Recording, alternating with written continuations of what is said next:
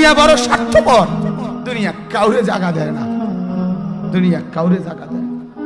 এত মজবুত পাইলিং করে যেই বিল্ডিং বানাইলাম, দুনিয়া তারে থাকতে দেয় না। যা বেটা যা, যা তুই লাথি দিয়া বাড়ি করে যা, কবরে যা, কবরে যা। দুনিয়া কাউরে থাকতে দেয় না।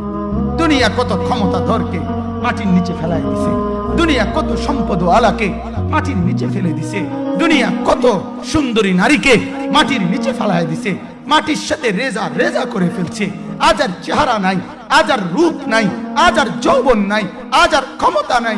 এমন বাদশা ছিল পৃথিবীতে যার হাতের আঙ্গুলের ইশারায় মানুষের গর্দান উড়াইয়া দিত, যার হাতের ইশারায় উঠত মানুষ, বসত মানুষ। আজ বাদশারা নাই, আজ সম্পদওয়ালারা নাই, আজ মালওয়ালারা নাই। দুনিয়া কাউরে থাকতে দেয় না, কাউরে না দোস্ত, কাউরে দেয় না। দুনিয়া দাদারে আমার থাকতে দেয় নাই। আমার দাদারে আমি দেখছি, আজ আমার দাদা নাই। আমার নানারে আমি দেখছি, আমার নানা নাই। আমার দাদিরে আমি দেখছি, আমার দাদি নাই। আমার নানিরে আমি দেখছি, আমার নানি নাই।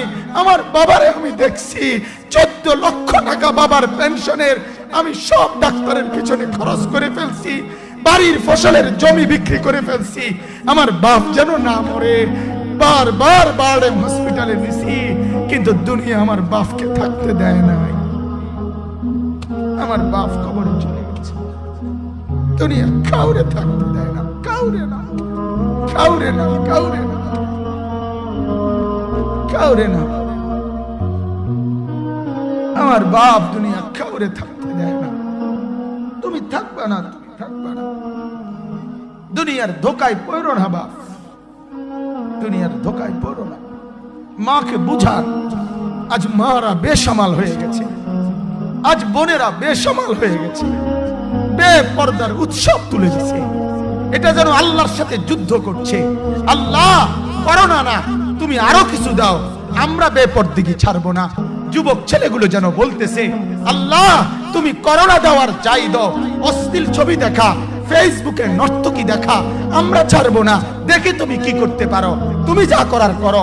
দোকানদার ব্যবসায়ীরা হারামের লেনদেন করা বন্ধ করছে না, সুদখোর সুদ ছাড়ছে না, ঘুষখোর ঘুষ ছাড়ছে না, নাফরমান আর জিনাকার ব্যভিচারী এরা কেউ কিছু ছাড়ছে না।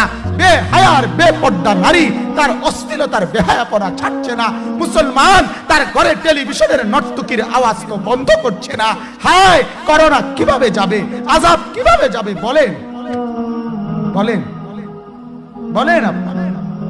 আমার বাপ ফেরাউনের উপরে তো আযাব এতদিন ছিল না, নমরুদের উপরে আযাব এতদিন ছিল না, সাদ্দাদের উপরে আযাব এতদিন ছিল না, কারুনের উপরে আযাব এতদিন ছিল না, লূত আলাইহিস সালামের কওমের উপরে আযাব এতদিন ছিল না, হুদ আলাইহিস সালামের কওমের উপরে আযাব এতদিন ছিল না, নূহ আলাইহিস সালামের কওমের উপরে এতদিন আযাব ছিল না। আজ আমরা মালিককে এই পরিমাণ নারাজ করছি, মালিক এত বেশি নারাজ। আজ 1 বছর হয়ে গেছে, 1 বছরের চাইতে বেশি হয়ে গেছে, কই করোনার মহামারীর আযাব তো যাচ্ছে না, গেছে গা বলে। আমাদের লক্ষ লক্ষ বাচ্চার পড়ালেখা বন্ধ, এরা নষ্ট হওয়ার চূড়ান্ত পর্যায়ে পৌঁছে গেছে। মোবাইল এদেরকে শেষ করে দিছে। লক্ষ লক্ষ ছেলে, গতকালকে এক মা আমার আত্মীয় ফোন দিয়া বলতেছে, সকাল 10টায় বাচ্চাটা ঘর থেকে মোবাইল লইয়া বাইর হইছে, রাতের 10টায় মা তারে ফোন দিয়া বলছে, বাপ ঘরে আসতি না, ভাত খাইতি না। বাচ্চা তারে বলতেছে, তোমার অসুবিধা কি, তোমার সমস্যা কি? মা এই কথা বইলা কাঁদা দিছে যে, শোনেন হুজুর কদ্দুর দোয়া করো। এক বাচ্চা, এক ছেলে, সে যদি তার মাকেই কথা বলতে পারে, তার মানে গুনাহ তারে এত মজা দিয়া দিছে, ফেসবুক তারে এত মজা দিয়া দিছে, ইউটিউব তারে এত মজা দিয়া দিছে, নর্তকী তারে এত মজা দিয়া দিছে, গুনার দৃশ্য তারে এত মজা দিয়া দিছে, সে মাকে ধমক দিচ্ছে। রাত 10টা বাজলে কি হইছে, রাতের 3টা পর্যন্ত দেখলে তোমার সমস্যা কি?